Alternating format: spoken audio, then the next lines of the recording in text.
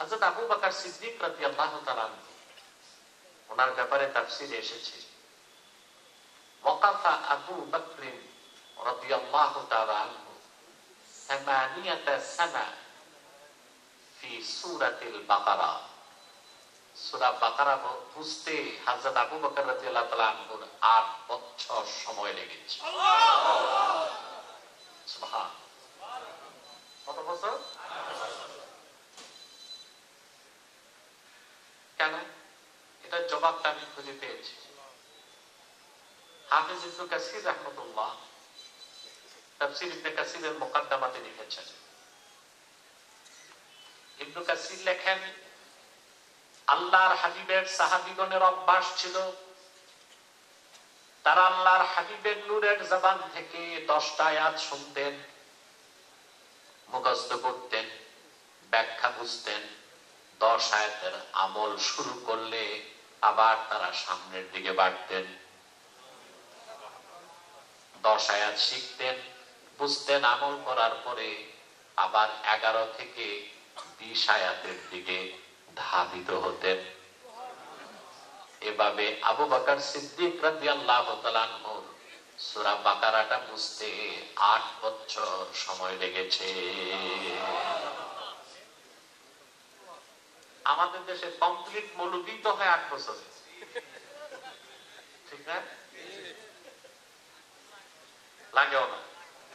আর সিদ্দিক আকবরের সূরা বাকারা বুঝতে 8 বছর সময় লেগে গেছে। এর থেকে বোঝা যায় এই একটি সূরাতে আল্লাহ তাআলা কত কথা বলেছেন। এই একটি সূরাতে 1000 আদেশ আছে, 1000 নিষেধ আছে। সুবহানাল্লাহ। একটা সূরাতে সহজ কথা। আমাদের মতো নগণ্য মানুষের জিন্দেগি পার হয়ে যাবে এই সূরার শুরু থেকে শেষ পর্যন্ত বুঝতে বুঝতে। তাও সেটা হবে কতটুকু জ্ঞান অর্জন? মহাসমুদ্রের অববাহিকায় বালুর রাশি থেকে বালুর কণা নেওয়ার মতো।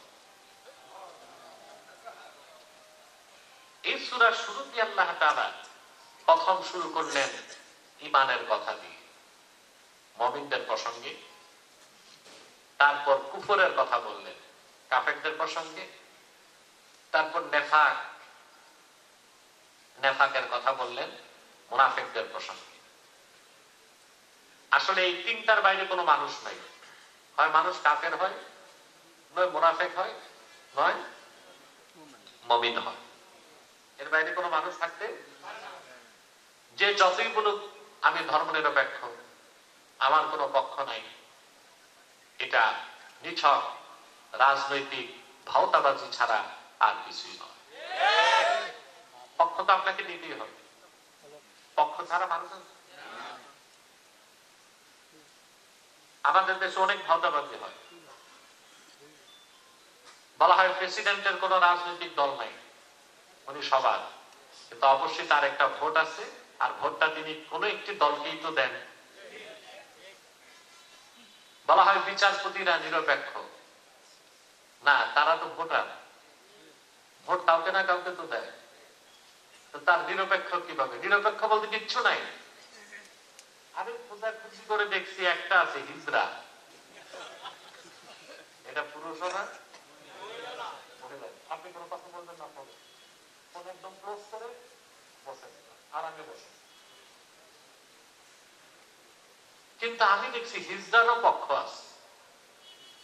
হিজড়া মারা গেছে, এখন গোসল দাফন কাফনের নিয়ম কি, পুরুষের না মহিলার? প্রশ্ন আসে না? ইসলামী আইন শাস্ত্রবিদগণ বলেছেন, হিজড়াকে যদি পুরুষের মতো বেশি দেখা যায়, পুরুষের নিয়মে সব। যদি মহিলাদের মতো বেশি দেখা যায়, মহিলার নিয়মে সব। মরার আগে পক্ষ না থাকলেও মৃত্যুর পরে তো পক্ষ নিতেই হলো। তো নিরপেক্ষ বলতে কোনো কিছু, হয় আপনি মুমিন হবেন, নয় মুনাফিক, নয় কাফের। তিনটার যে কোনো একটা অবস্থানে আপনাকে যেতেই হবে। আপনি ঘোষণা দেন না। আল্লাহ রাব্বুল আলামিন শুরু থেকে 20 আয়াত পর্যন্ত তিনটা শ্রেণীর পরিচয় দেবার পরে 21 নাম্বার আয়াত থেকে আপন মুমিন বান্দাদেরকে প্রথম নির্দেশ করলেন, ইয়া আইয়ুহা উ'বুদু রাব্বাকুমুল্লাযী খালাকাকুম ওয়াল্লাযীনা মিন ক্বাবলিকুম লাআল্লাকুম তাত্তাকুন। এটা কোরআন কারীমের প্রথম নির্দেশ। সুবহানাল্লাহ বলবেন না? প্রথম নির্দেশ এটা। হে মানব জাতি, তোমরা তোমাদের রবের ইবাদত করো। ইবাদত হবে কার?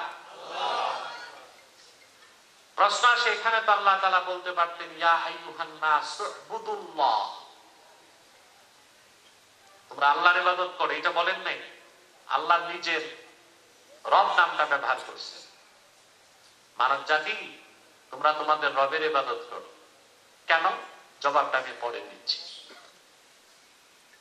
রবের পরিচয়টা তিনি আবার নিজেই দিলেন, নিজের পরিচয়। আল্লাযী খালাকাকুম, যে তোমাদের সৃষ্টি করেছেন, ওয়াল্লাযীনা মিন ক্বাবলিকুম, তোমাদের পূর্ববর্তীদের সৃষ্টি করেছেন,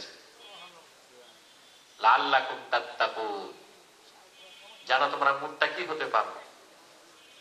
তাত্তাকুন মানে তাজতানিবুনা মিনাশ শিরকি ওয়াল কুফরি ওয়াদ দানাস, যেন শিরক থেকে, কুফর থেকে, খারাপ কাজ থেকে নিজেরা বেঁচে পরহেজগার হতে পারো, জাহান্নামের আগুন থেকে বাঁচতে পারো। এই তো কথা। আসুন আমরা একটু ব্যাখ্যার দিকে চলে যাই।